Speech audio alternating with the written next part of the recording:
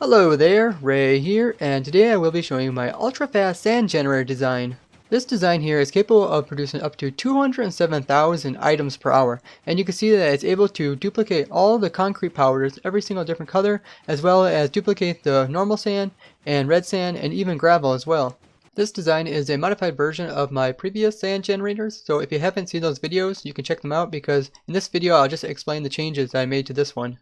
This design here is made for the exit end portal, which is this here, and I had a viewer suggest that I try to use the entire edge of the exit end portal, which includes these edges here. So if I would use this edge as well as this edge, I can get more surface area. This allows me to actually duplicate more sand.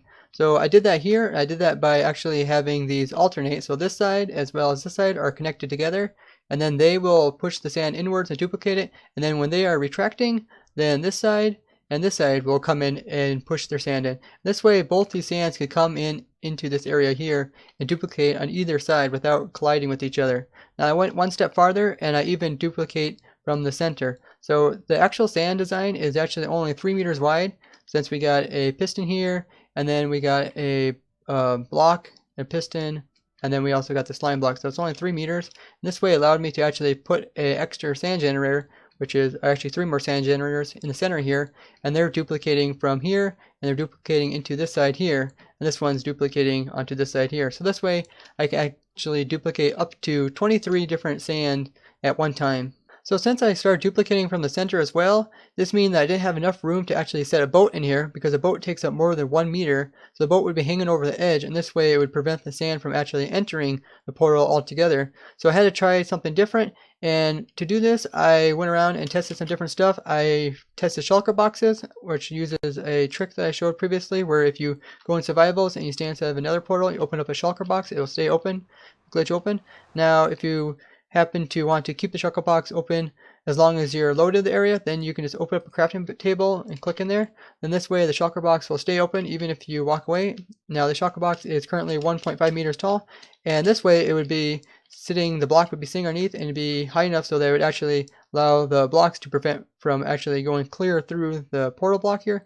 But except the problem I had with the shulker box is that their hitbox is the same as the portal block, where it's right up against the edge here, and it's the same problem I had with the boats. If they're right up against the edge, then the sand would just hit them and they would never duplicate.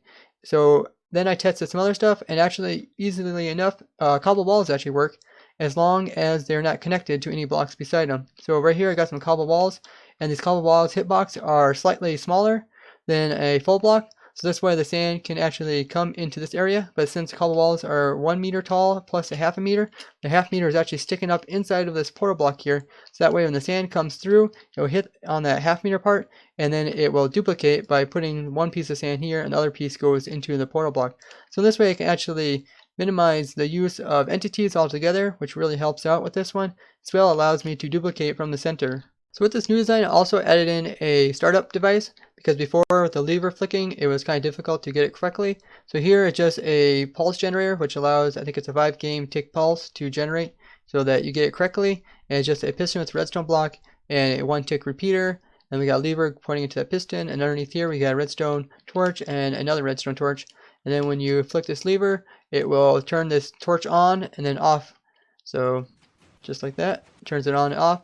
It causes a pulse, and this allows the machine to have the correct pulse so that it can generate the sand as well as the concrete powders. So the contraption is pretty simple itself, just like the previous one. It's just some redstone wiring and just some redstone wiring down here that wires the different sides together. But in the center here is the clock, which allows the right pulse to go through. And then we just got some wiring to go to the different sides, so they're alternating. So we got some wire going this way. We also got some wiring going down to this side over here, and then this side as well as this side. And then we have some wire going up, and we got some immovable blocks such as pumpkins. They go to the center one here because the sticky pistons will come against these pumpkins here.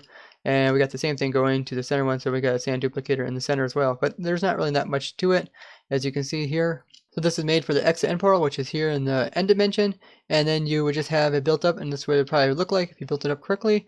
And then you just come in and turn it on, and as long as you are here in the end dimension, you're keeping the end loaded, and this way all the machines here will be constantly loaded, and then the sand will be sent over into your world spawn point, which is also loaded as long as the entities are falling through the portal. Now I have another account over here in the end dimension, so I'll go over into the overworld just to show you what it looks like. And Over here is where the sand is coming out. You can see the sand is just streaming out of here, just tons and tons of sand.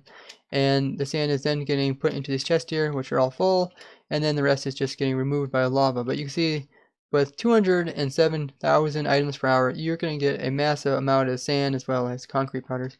So I can actually show that it's actually producing around 207,000 items per hour. Here I got a modified version of Panda's item counter, and I have the armor stand sitting in there as the items are coming down. It's counting them as they're breaking on the soul sand. And over on the side, you can see the items per game hour as well as the items per real hour.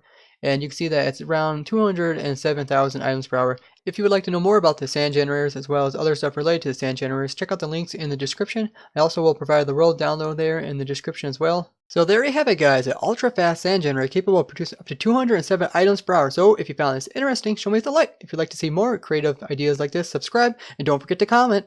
Bye bye!